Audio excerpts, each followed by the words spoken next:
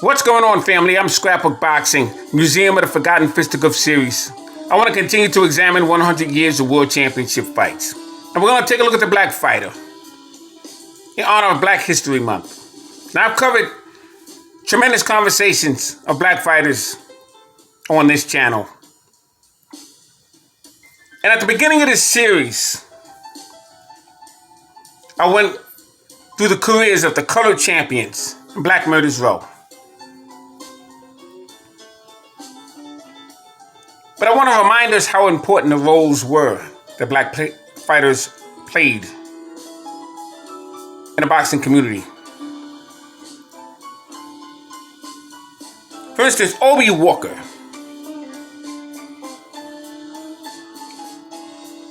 was a very underrated heavyweight. Born September 19th, 1911 in Cochran, Georgia. He died May 23rd, 1989.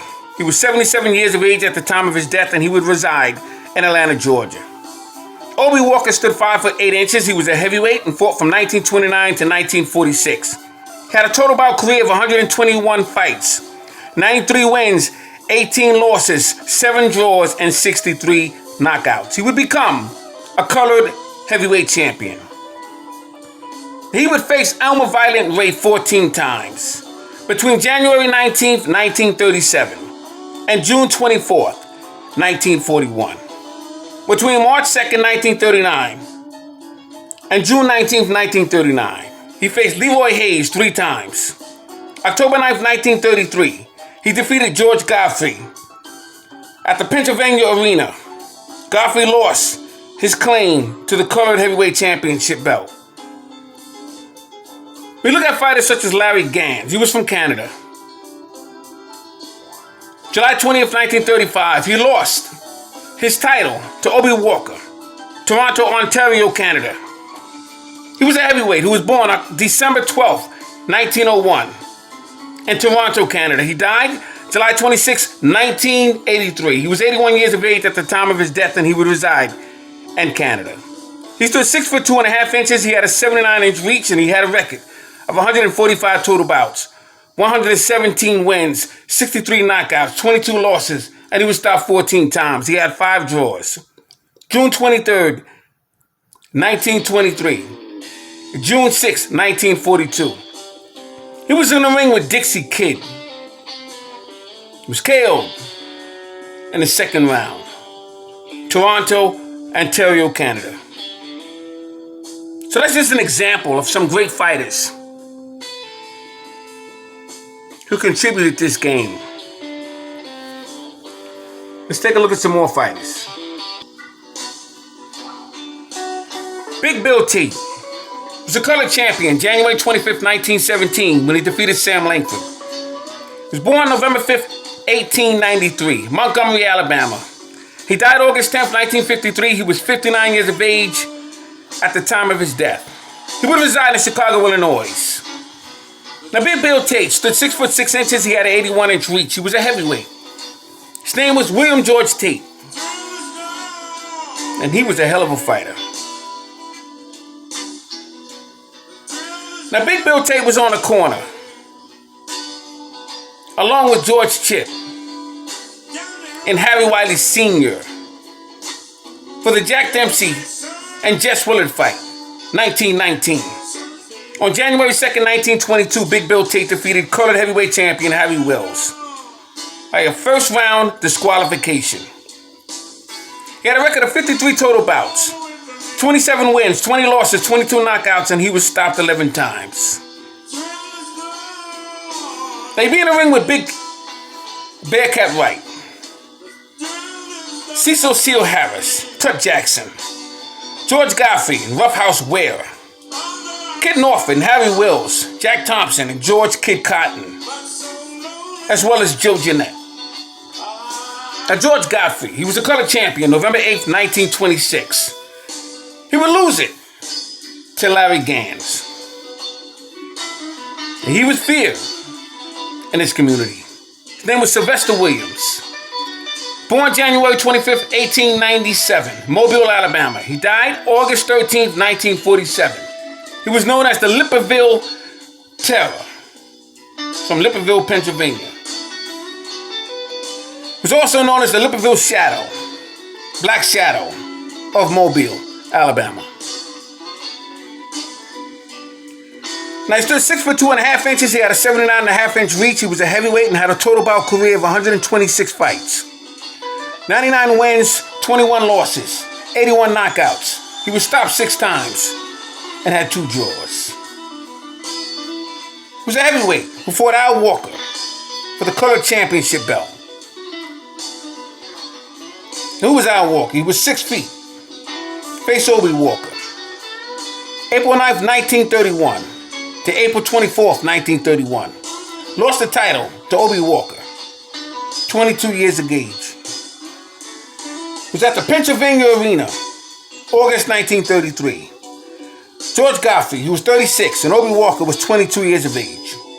Godfrey fought for the vacant Colored Heavyweight Championship belt that was stripped from Harry Wills after he was disqualified for excessive holding in what was claimed to be a low blow in fighting Jack Sharkey, 1926. Amazing, amazing, amazing. And these stories continue. Joe Jeanette, who was a color champion, April 17th, 1909, over Sam McVeigh. Born August 26, 1879, North Bergen, New Jersey. He died July 2nd, 1958. He was 78 years of age at the time of his death. And he would reside in Union City, New Jersey. His name was Jeremiah Jeanette. He stood 5 foot 10 inches. He had a 74-inch reach. He had a record of 104 total bouts, 83 wins, 10 losses, 69 knockouts, and 10 draws. Joe Jeanette was in the ring with fighters such as John Lester Johnson, Bill Tate, Sam Langford, battling Jim Johnson, Harry Wills, George Carpentier, Black Bill, Jeff Clark, George Kid Cotton. He was in the ring with Sam Langford. He was in the ring with Jack Johnson 10 times. Sam Langford was the color champion 5 times. September 6, 1910. April 8, 1912. Sam Langford was a hell of a fighter. He was originally from Canada. He left Canada because of abuse in his household. He wound up going to Boston at the age of 14 years of age. He became the Boston featherweight champion. And he would wind up becoming a 5-time colored heavyweight champion. The only other fighter I know who came close to that would be Ezzard Charles. Because Ezzard Charles was 42-0 as an amateur. And he would win the featherweight championship as an amateur and the NBA heavyweight champion 1949 when he defeated Jersey Joe Walcott. He solidified that in 1950. New York's Yankee Stadium when he defeated Joe Louis. Joe Louis would defeat Lou Savoy. And that would complete Ezzard Charles' legacy. Sam McVeigh. They called him the Oxnard Cyclone. He stood 5 foot 10.5 inches. He had a 75-inch reach. Fought from 1902 to 1921. He had a total bout career of 102 fights. 76 wins, 13 losses, 62 knockouts, and he was stopped 5 times himself. He fought Sam Langford 15 times, battling Jim Johnson 7 times, Harry Wills 5 times, Jack Johnson 3 times, faced Jeff Clark, who was called the Joplin Ghost, Jim Barry, Jack Thompson, faced Joe Jeanette February 20th, 1909. 20 rounds, considered colored heavyweight vacant championship. Jack Johnson becomes the world heavyweight champion in 1908 when he defeated Tommy Burns.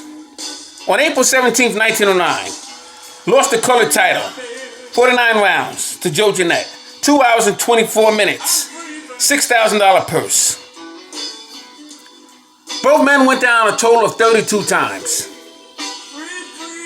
It was the greatest heavyweight fight, championship fight in boxing history. December 11th, 1909, Paris, France, 30-round draw with Joe Jeanette. These men fought each other 3 times in 1 year, 1909. You're looking at great fighters. Bill Richmond was the first fighter of America. Bill Richmond was the first black fighter of America. Bill Richmond was the first trainer of America, of boxing. Bill Richmond had the first champion of America, Tom Molyneux. Tom Molyneux was the second fighter of America. Tom Molyneux was the second black fighter of America. 1810. He was in the ring with Tom Cribb. I mean, you're looking at fighters who trade and played a tremendous role in the game of boxing. And just to think I'm reciting this at the top of my head. Denver Ed Martin will become Gus Rulin's sparring partner, November 1900. January 1910. Martin will become a partner of the San Francisco train lines. He would pretend that he was Jack Johnson. It worked for a few months. And he would be tossed off the train once they find out who he really was. Jack Johnson became the current heavyweight champion, February 5th, 1903. 20 rounds. When he defeated Denver Ed Martin. Now, who was Jack Johnson? He was born John Arthur Johnson, March 31st, 1878 in Galveston, Texas. He died June 10th, 1946. He was 68 years of age at the time of his death. And he would die in Raleigh, North Carolina. It was stated that he was very upset because he was told to go in the back of a restaurant. You're talking about Jack Johnson, who was a heavyweight champion. And it was claimed that he was so upset that he peeled off the road, red clay, and was driving so fast that he missed a turn. On his way to the Joe Louis and Billy Conn fight, went off the side of a cliff. It was also said that Jack Johnson was a hated man. He was accused of having transported young white girl across state lines. He fell under the rules of the Mann Act. He was married to the young girl that they were referring to, and that happened before the Mann Act was created. Fought from 1897 to 1931. Stood 6 foot and a half inches. Had a 74-inch reach. Defeated Joe Jeanette, Sam Langford, battling Jim Johnson. Jim Jeffries, July 4th, 1910, Reno, Nevada, 15-round knockout. Tex Vickers was the promoter. And a former heavyweight champion by the name of Gentleman Jim Corbett stepped into the ring because he could not see Jim Jeffries stretched out on the canvas. The Stanley Ketchum, October 16th, 1909, Madison Square Arena. 12-round knockout. Jack Welch. Very controversial referee. Was in the back pocket. Had war gas. He would count out Jack Johnson, Cuba Havana.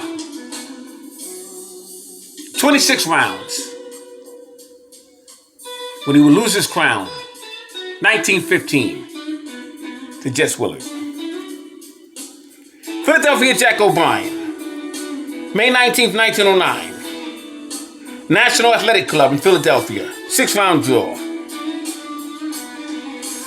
Tommy Burns, December 26, 1908. Sydney Stadium, Australia. 14 rounds. He would stop him. Hugh McIntosh would be the referee. He would also stage that fight. Finally getting Jack Johnson the opportunity he so rightly deserved. After chasing Tommy Burns all around the world. And Jack Johnson would become the first black heavyweight champion in boxing history.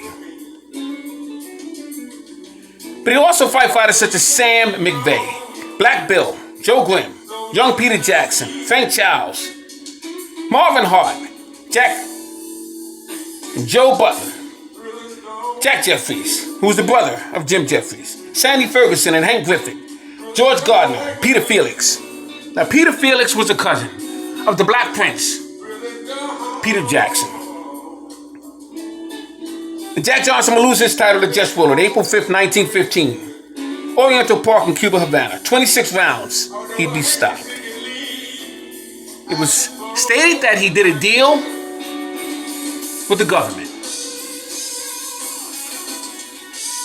Sam McVeigh, color champion, February 20th, 1909. 20 rounds, December over, Joe Jeanette. Born May 17th, 1884, Oxnard, California, Texas. He died December 23rd, 1921. He was 37 years of age at the time of his death, and he would reside in Oxnard, California.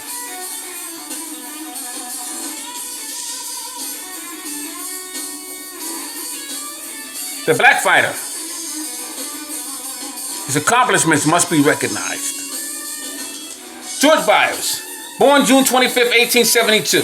Died April 10th, 1937. He was 64 years of age at the time of his death, and he would reside in Charlottetown, Prince Edward Island in Canada. Boston, Massachusetts. He stood 5'8.5". He was a middleweight. Had a total bout career of 50 fights. 20 wins, 7 losses, 14 knockouts. He was stopped 4 times, and he had 20 draws. He drew 6 rounds with Frank Childs, March 16th, 1900, to unify the black and colored heavyweight championship belt. First time it's ever been done. He fought Jack Root, January 18th, 1902. Byers was down 5 times in round 7. He lost 17 rounds by knockout to Frank Childs to become the colored heavyweight champion. This was in Hot Springs, California. Now, who was Frank Childs? He defeated George Byers, March 16th, 1901. 17-round knockout. Denver Ed Martin was known as the Colorado Giant. He was born September 10th, 1881 in Denver, Colorado. Died in Portland, Oregon. He stood 6'3¼ inches. He had an 88.5-inch reach. He was a heavyweight. Had a total bout career of 40 fights, 25 wins, 6 losses, 18 knockouts, and he was stopped 8 times. Fought from 1899 to 1921. Defeated the likes of Frank Childs, Bob Armstrong, Sandy Ferguson, Hank Griffin, Klondike Haynes. I'm trying to remember these names at the top of my head. Frank Craig, the Harlem Coffee Cooler. July 25th, 1902, he defends the colored heavyweight championship belt, Bob Armstrong. Now, Bob Armstrong was a sparring partner for Bob Fitzsimmons and Jim Jeffries and even Jack Dempsey. He would become the colored heavyweight champion when he would pick up the vacant strap left over by Peter Jackson, Black Prince. Phenomenal fighter was Bob Armstrong. He was part of the Carnival of Champions. Did you know they had the Carnival of Champions in the colored division? He was part of the Battle Royale with Bob Armstrong. Oh, what a fascinating fighter he was. And he would be a colored heavyweight champion. Phenomenal fighter. Bob Armstrong, born September 4th, 1873, Rogersville, Tennessee. He died January 5th, 1933. Washington, District of Columbia. He was 59 years of age at the time of his death.